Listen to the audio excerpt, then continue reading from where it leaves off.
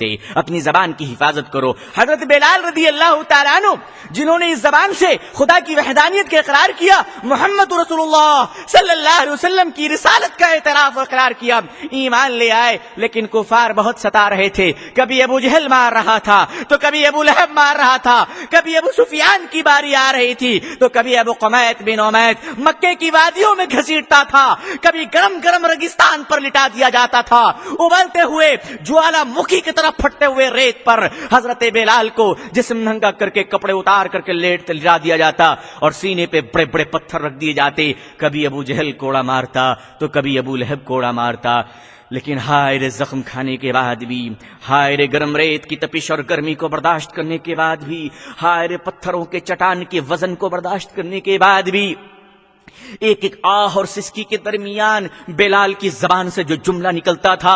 میرے نوجوانوں، تاریخ اسلام کا مطالعہ کرو، اسلام کی تاریخ سے پوچھو کہ کوڑے کھانے کے بعد بھی بلال نے کیا کہا تھا۔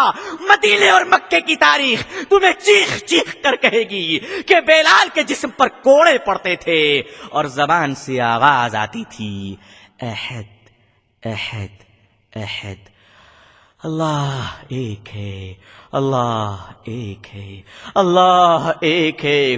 ارے ظالمو، تو مارتا مارتا تھک سکتا ہے، لیکن بلال کی زبان خدا کو یاد کرنے سے کبھی نہیں تھک سکتی۔ ادھر آ ستمگر ہنر آزمائیں، تو تیر آزما ہم جگر آزمائیں۔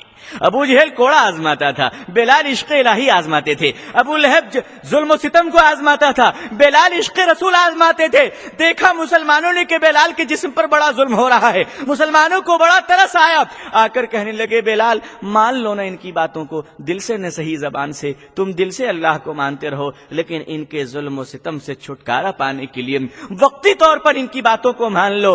کیا بگڑتا ہے بلال؟ اس سے ایمان تو نہیں جائے گا۔ حضرت بلال فرماتے ہیں کیا کروں میں، کیا کروں، جس زبان سے میں نے ایک خدا کو پکار لیا ہے اس زبان سے خدا کے دشمنوں کو پکاروں، یہ میری زبان کی شان نہیں ہے، یہ میری زبان کا مقام نہیں ہے، یہ میری زبان کی عظمت نہیں ہے۔